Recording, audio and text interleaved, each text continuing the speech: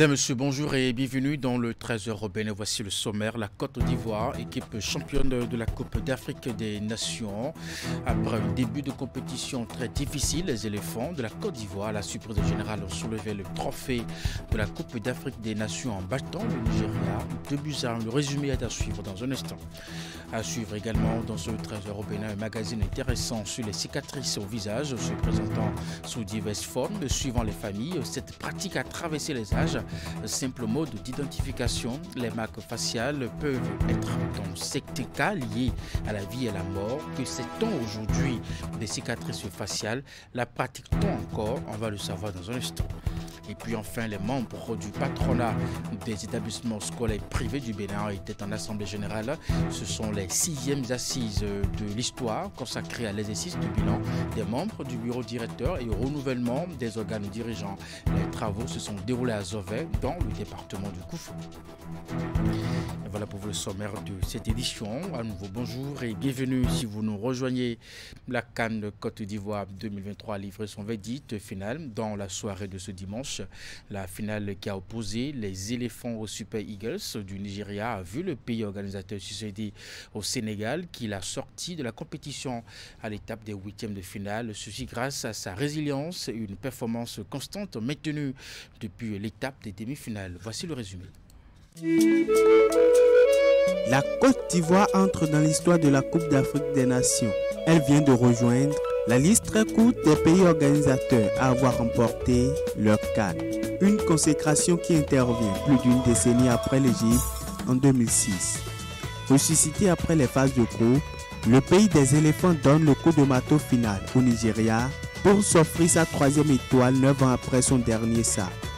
Devant leur 12e homme solidaire, Serge Aurier et ses coéquipiers prennent le match en main avec une importante domination, mais sans succès au cours du premier acte. Ils se font punir à la 38e minute de jeu sur le premier corner du Nigeria repris de la tête par William Trost Ekong. 1-0 pour le Nigeria à la pause. Du retour des vestiaires, les hommes d'Hermès Faé reviennent pour redonner le sourire à tout le peuple ivoirien. Sur un centre de l'inévitable prodige, Simon Adengra à la 62e minute, Franck Tessier remet les compteurs à égalité. À la 81e minute, Sébastien Haller permet à la Côte d'Ivoire de renverser la situation sur une nouvelle passe décisive du joueur de Brighton. Score final de 1 pour les Ivoiriens qui s'offrent ainsi la 3e Coupe d'Afrique des Nations de leur histoire.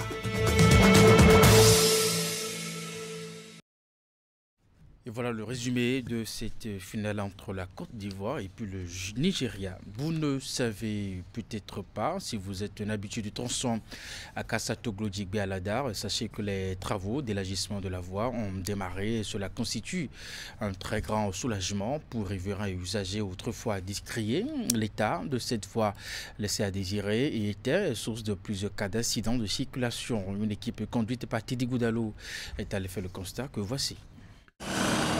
Route nationale inter-État 2 entre Akassato, Glodjigbe et Alada.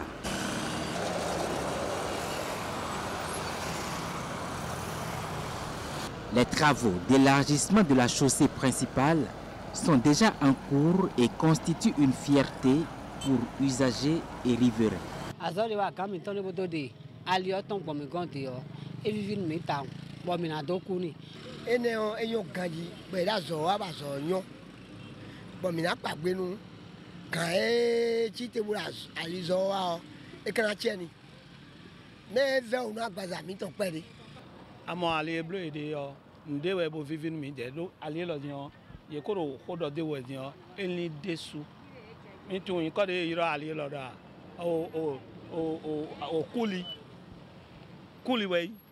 C'est comme le carrefour de Coutouron, le carrefour de la mort. Moi, je suis allé là, mais allé là, bleu et dédiant, et il ne peut vivre dans des temps. La population garde un mauvais souvenir de cette voie qui, dans un passé récent, a fait des victimes.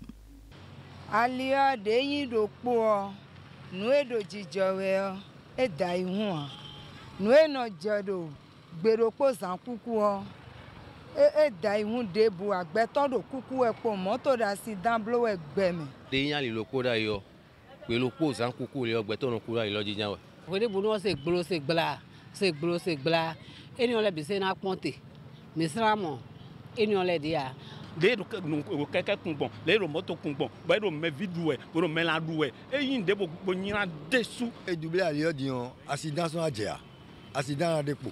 Les accidents à dire, mais béton au coucou avec besoin, accident sont à dire moi.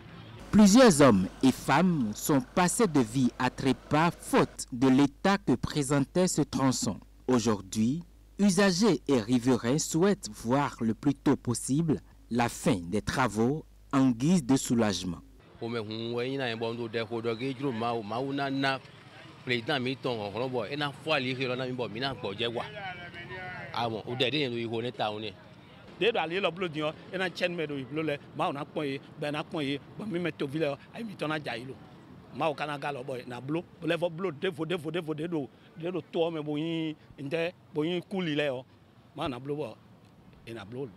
Quand bien même le déroulement des travaux engendre des difficultés pour les commerçantes qui écoulent leurs marchandises au bord de la voie, elles sont déterminées à souffrir le martyre.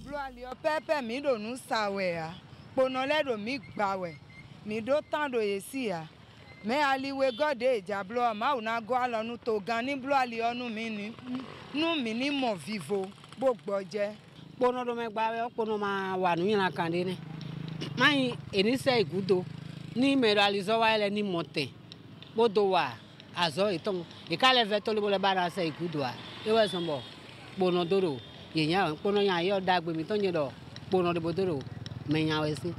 En attendant l'achèvement des travaux prévus pour très bientôt, vigilance et prudence doivent continuer d'être observées sur cette route nationale inter-État 2. Et puis je vous l'annonçais en titre, à l'instar des cartes d'identité modernes que nous connaissons aujourd'hui, nos ancêtres avaient les techniques pour identifier les individus par rapport aux différentes communautés. Il s'agit des cicatrices dans le visage se présentant sous diverses formes, suivant les familles. Cette pratique a traversé les âges et le temps. Simple mode d'identification des marques faciales peuvent être dans certains cas liés à la vie et à la mort. Que sait-on aujourd'hui des cicatrices faciales? La pratique-t-on encore? Dans ce magazine Emma Rodono, nous plonge dans cet univers des cicatrices faciales qui traduisent des histoires liées à chaque famille, des douleurs, voire même des réincarnations. Reportage. Des entailles profondes, généralement sur les deux joues, sur les tempes ou le front, gravées sur les enfants par les familles et les communautés, le plus souvent comme marque d'identité. Les cicatrices faciales, pratiques sociales, a traversé les âges, et c'est le cas dans la famille Agboton qui pérennise la pratique en lien avec la divinité Gbeloko qui gouverne cette collectivité.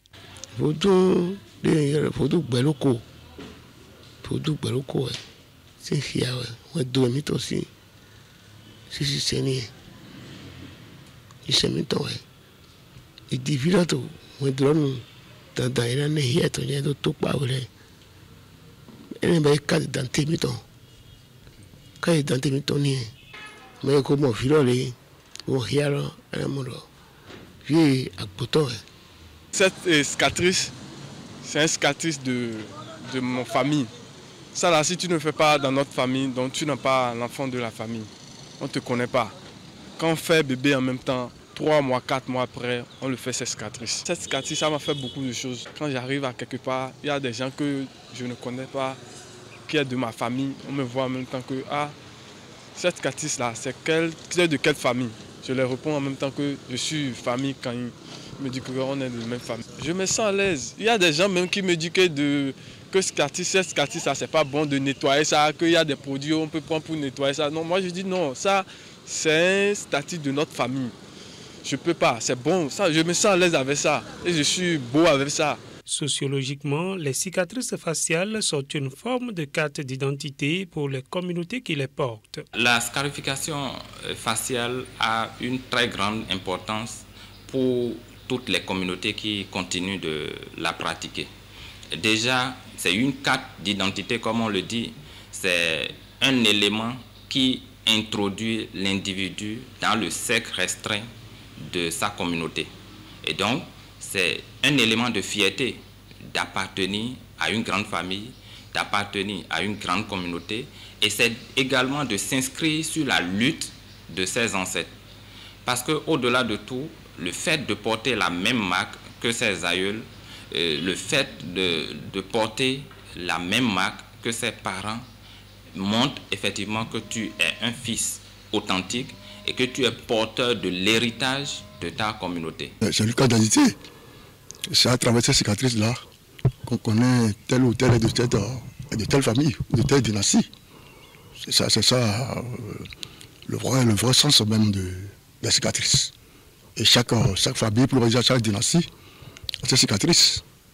Même nous les princes, les opposés, nous avons nos cicatrices. Ici, là. Ici. On appelle ça Mondoto. Si jamais on voit ça, à côté de l'oreille, des deux oreilles là, on sait que tel là, que c'est un prince.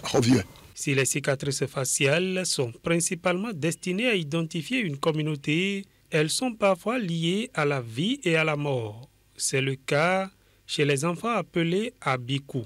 Il était courant en effet que les femmes perdent successivement plusieurs enfants en bas âge et l'on pensait qu'il s'agissait du même enfant réapparaissant sans cesse pour tourmenter sa mère. Ces enfants étaient alors marqués pour les rendre méconnaissables aux yeux de leurs compagnons spirituels afin qu'ils restent en vie. Il arrive des moments que nos parents font des enfants. Chaque enfant venu avec des signes, il y a des enfants qui régulièrement piquent de crise. Régulièrement, on ne sait même pas si c'est une maladie, mais les gens pensent que les gens ont le tour au mauvais esprit. C'est vrai. Donc il faut marquer l'enfant là, il faut le changer, parce qu'il est venu avec un visage. Il faut le marquer pour lui changer le visage. Si l'esprit là arrive, il ne va plus le reconnaître. C'est ça qui fait qu'on coupe les jours, on peut donner 3 cicatrices, ou bien de chaque jour, aux enfants là qu'on appelle Abiku. C'est le fait de le marquer pour que l'esprit que le gène tout à l'heure ne peut plus le reconnaître. Et quand vous le faites, l'enfant, il reste? Il reste. Il n'a plus cette crise-là. Qu'elle soit appliquée pour s'identifier à une communauté ou pour arracher un enfant à la mort, la pratique des marques faciales tend à s'estomper notamment dans les grandes villes comme Porto Novo. Les porteurs actuels de ces marques faciales sont pratiquement la dernière génération et bien de raisons expliquent cet abandon progressif de cette pratique ancestrale. La scarification portait un signe positif de rassemblement de personnes, d'ethnies, de groupes de personnes. Mais finalement, ça a commencé par péter. Parce que ça permet directement de constater que celui qui avec ce problème, il a ceci. Et ce petit problème que lui là, ce problème pouvait le conduire dans un autre groupe, un groupe d'ennemis ou un groupe d'amis. Quand le problème dégénère, c'est que ça dégénère sur tout le groupe. Je ne suis pas tellement si à l'aise, parce que c'est pas tout le temps que ça me rend aussi beau, moi-même quoi. Des fois ça me dérange.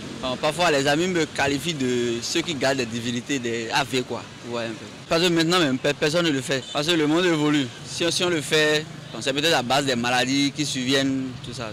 Personne ne le fait. Entre le traditionnel et le modernisme, la pratique des marques faciales garde sa place dans les histoires qui fondent les différentes communautés, ethnies ou races. Et c'est un magazine de Emma Rodonou, éducation et vie associative à présent avec les membres du patronat des établissements scolaires privés du Bénin qui étaient en assemblée générale. Ce sont les 6e assises de l'histoire consacrées à l'exercice du bilan des membres du bureau directeur et au renouvellement des organes dirigeants. Les travaux se sont déroulés à Zové, dans le département du Koufou. On fait le point avec Narcisse Alossé et Florent Dou. Après Parakou, la ville d'Azové, dans le département du Koufou, accueille les membres du patronat des établissements scolaires privés du Bénin pour leur traditionnelle assemblée générale. Le 6e chapitre de l'histoire qui, comme c'est de coutume, a servi de tribune de bilan des actions menées. La défense des promoteurs privés face aux difficultés surtout d'ordre administratif et fiscal. La formation des enseignants dans le but de renforcer les capacités pédagogiques et améliorer les résultats scolaires dans les établissements scolaires privés. La sensibilisation des promoteurs des établissements scolaires privés sur la législation scolaire et sur le respect des dispositions administratives pour éviter les problèmes inutiles. À ces actions, il faut ajouter les négociations avec l'État sur les préoccupations qui aboutissent souvent à des résultats insatisfaisants. Un bilan fait devant le préfet du Koufou et des représentants des ministères qui s'occupent des 3 ordres d'enseignement. À travers notre présence à vos côtés ce jour, je voudrais enfin que vous reteniez l'invite à féconder plus que par le passé les conditions d'une approche collaborative déterminée par le respect scrupuleux des normes établies par la réglementation en vigueur en matière de création et de fonctionnement d'une école ou d'un établissement ou encore d'une université privée. Le respect des normes établies par la réglementation en vigueur, oui, mais ces promoteurs d'établissements scolaires privés ont tenu à faire savoir à l'autorité l'un des points importants de leur doléance. Le décret portant subvention aux établissements scolaires privés, prévu par la loi fondamentale, est toujours ignoré. Plus grave, les activités des établissements scolaires privés sont assimilées à celles des entreprises commerciales et industrielles et traitées comme telles par les structures administratives. Souhait a été enfin émis de voir la procédure devant conduire la prise de décret portant octroi de subventions aux établissements scolaires privés. L'innovation de cette Assemblée générale, c'est la participation d'une délégation du patronat frère du Burkina Faso aux travaux.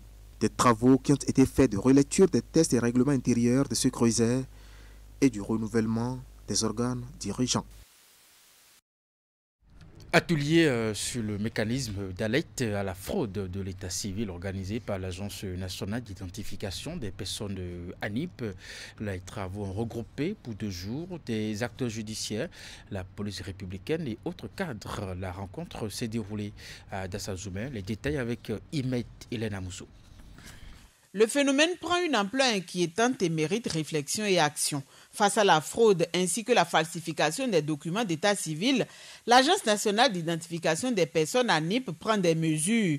Des plateformes dont l'une mobile et l'autre web ont été conçues afin de sécuriser le système de gestion et d'enregistrement des faits d'état civil. L'application mobile permet justement à tous ceux qui sont liés de près ou de loin à l'identification de la personne, comme la police républicaine, le procureur et les agents de l'ANIP, à lancer des alertes à travers l'application mobile.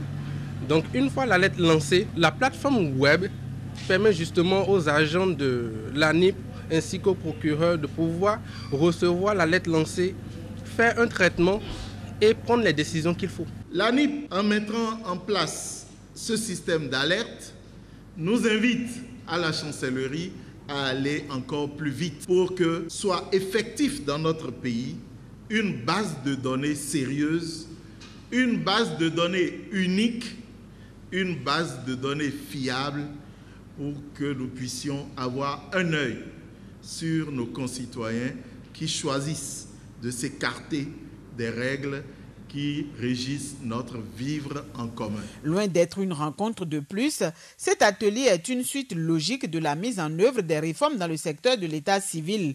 Y ont été conviés des acteurs judiciaires, de la police républicaine et autres cadres. Ces derniers seront entretenus par des personnes ressources. Plusieurs communications sont prévues et vont les amener à s'approprier l'utilisation de la plateforme de lancement et de traitement des alertes à la fraude. Émérite cadre que vous êtes, personnalité de la République, nous aurons à réfléchir, à travailler dans ce sens pour mieux asseoir les éléments participatifs nécessaires au bon fonctionnement de cette plateforme. Le pari que nous prenons ensemble sera de longue haleine, étant entendu que le phénomène auquel nous nous attaquons est un fléau aussi vieux que le monde. Les faussaires ingénieux d'imagination et d'intelligence ne nous laisseront pas la tâche facile.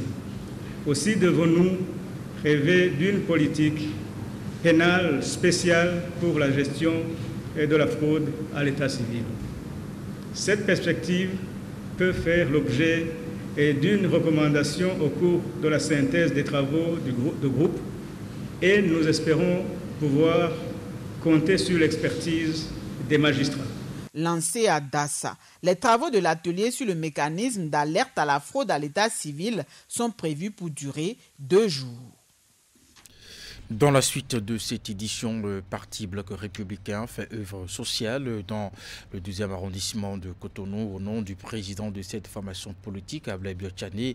Les conseillers Émile Rondeladji et Paul Adegni ont officiellement remis une dizaine de machines de couture à des jeunes artisans en fin de formation. C'est un don qui vient satisfaire un besoin réel chez ses bénéficiaires. Voici le compte rendu. Des matériels de couture gracieusement offerts à ces jeunes artisans du 12e arrondissement de Cotonou. C'est un don du président du Parti Bloc républicain, Abdoulaye Biotchane, qui vient permettre aux bénéficiaires de prendre leur destin en main après leur formation. Nous avons une joie vraiment immense parce que nous venons de recevoir un cadeau vraiment grandiose qui pourra nous aider à évoluer dans ce que nous avons appris. Et nous vous promettons que nous allons faire bon usage de ces matériaux. Et je remercie vraiment M. Abdoulaye Biotchane pour ce merveilleux cadeau qu'il nous a offert. Merci. Ce qu'on vient de faire, ça va permettre à ces derniers au moins d'utiliser la machine et ça va leur permettre aussi d'avoir des revenus et d'aider leurs parents. Ça cadre d'abord avec la vision du président Patrice Talon qui veut faire de son second dernier mandat du rehaussement social.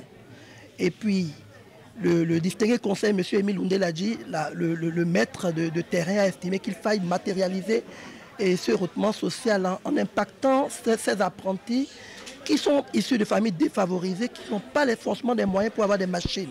Les émissaires ici sont principalement composés des conseillers Émile Rondeladji et Paul Adegni. Ils ont fidèlement transmis le message du président de leur formation politique aux heureux récipiendaires. Nous sommes donc avec vous pour vous assister avec une dizaine de machines à coudre et d'autres matériels nécessaires pour l'exercice de votre métier. Je vous exhorte donc, chers couturières, à faire bon usage de ces matériels reçus en don et je vous promets que le président Abdoulaye Biotchane et le Bloc républicain seront toujours à vos côtés. Vous savez très bien avec moi que nous ne sommes pas à la veille de quelque chose, mais souciant de vos peines, nous sommes devant vous, instruits par le président de notre parti. La semaine prochaine, ce serait le tour de l'autre côté de Djamé-Routé. Cette remise de matériel dans le 12e arrondissement de Cotonou est une phase pilote. Les impacts de ce don pourront également permettre à plusieurs autres jeunes artisans d'autres arrondissements d'en bénéficier. Nous restons dans le même registre. Dans le domaine éducatif, l'État béninois bénéficie de l'appui de l'UNESCO, bien entendu, et l'organisation non gouvernementale Kavoudé pour un appui matériel aux victimes des inondations au Bénin. Le geste est exprimé à la faveur d'un projet dénommé Aide d'urgence et des écoliers de la commune de Dogbo dans le Koufou ont été des bénéficiaires. C'est à travers une cérémonie de remise de kits scolaires que nous résume Narcisse Alossef, Laurent Dehou. Des kits scolaires reçus par ces écoliers de la commune de Dogbo quelques mois après les affres du phénomène d'inondation essuyé ici. L'élan de cœur porte les griffes de l'ONG Kavoudé, épaulé par l'UNESCO. Dans le cadre du programme de participation biennale 2022-2023 de l'UNESCO, il y a un programme dénommé Aide d'urgence. Et sur ce programme, on finance les catastrophes, les incendies, les inondations. C'est dans ce cadre que l'ONG Kavoudé a initié de concert avec le gouvernement, ce projet d'appui de kits aux enfants des populations sinistrées dans tout le Bénin. En appuyant le Bénin à travers ce programme, l'UNESCO démontre une fois encore l'importance de l'éducation. Le geste est fait pour soulager les parents de ces enfants dont les cultures dans les champs ont été emportées par des inondations il y a un peu plus d'1 an. Au total, 2000 kits scolaires ont été distribués ici, comme dans le département de l'Atakora, pour aider les victimes à faire face aux problèmes économiques causés par les pluies diluviennes suite à l'abandon des classes, faute de fournitures scolaires. Nous acceptons votre don et le prenons avec joie. À notre tour, nous prenons le ferme engagement de faire bon usage des kits. Tout a été fait sous les yeux du préfet du Koufo, qui mesure le geste à sa juste valeur. Les kits scolaires sont éminemment importants pour les enfants, pour qu'ils puissent bien étudier et pouvoir nous remplacer demain merveilleusement. Contenu dans le programme de participation biennale 2022-2023 de l'UNESCO, le projet Aide d'urgence finance surtout les catastrophes naturelles et autres incendies qui perturbent les activités académiques. Et pour finir, séance d'échange entre le conseil communal de Zakota et l'équipe de direction de l'organisation non gouvernementale Centre d'études, de recherche et d'intervention pour le développement. La rencontre a servi de cadre au lancement de la phase finale du concours du village le plus propre de la commune de Zakota. L'initiative est à sa 2e édition et vise à faire maintenir dans les communautés les bonnes pratiques d'hygiène et d'assainissement. Les détails. Concours du village le plus propre de la commune de Zakota. La compétition qui est à sa 2e édition cette année est officiellement lancée. L'idée émane de l'organisation non gouvernementale Centre d'études, de recherche et d'intervention pour le développement, série d'ONG. Elle vient comme pour évaluer l'impact des 10 dernières années d'action menées dans la commune en collaboration avec l'UNICEF en vue de mettre fin à la défécation à l'air libre ainsi que d'autres initiatives en matière d'assainissement et d'hygiène. Depuis 2014, série d'ONG avec l'appui de l'UNICEF accompagne les communautés pour les amener à adopter les bonnes pratiques d'hygiène et d'assainissement de base et pour que les villages mettent fin à la défécation à l'air libre. Donc c'est cela qui nous a amené à instituer une compétition pour primer, distinguer chaque année le village le plus assaini, le village qui a le plus d'infrastructures sanitaires, le village qui a le plus de dispositifs de lavage de mains, le village qui a prouvé ses capacités, ses compétences dans le domaine de l'assainissement, de l'hygiène de base. À long terme, l'initiative vise à maintenir dans les communautés les bonnes pratiques d'hygiène et d'assainissement. Cette année, pour la phase sélective, qui est la phase finale, 8 villages sont sur la liste. Ils ont été retenus à l'issue d'une étape ayant connu la participation de près de 27 localités. Ces dernières ont été elles aussi identifiées au thème d'une précédente phase à laquelle ont participé 62 villages. Les critères de sélection sont définis ainsi qu'il suit. Il y a le critère de latrinisation au niveau des localités. Il y a le taux de couverture en latrine, le taux d'amélioration en latrine au niveau de chaque localité pour en faire sortir le nombre total de latrines au niveau du village. Après ça, il y a le volet assainissement. L'assainissement du cadre de vie, l'assainissement des voies d'accès au ménage et l'entretien des latrines. Nous avons enfin le volet DLM, utilisation des dispositifs de lavage des mains au niveau des ménages. Nous allons aussi voir combien de dispositifs de lavage des mains sont installés pour enfin faire le point global de chaque localité et de chaque village pour finalement sélectionner le village qui aura plus de points. Je voudrais déjà par ici dire tous nos engagements, mes engagements propres et ceux du conseil communal. Il n'a pas eu du tout de financement, mais cela ne l'a pas empêché d'évoluer.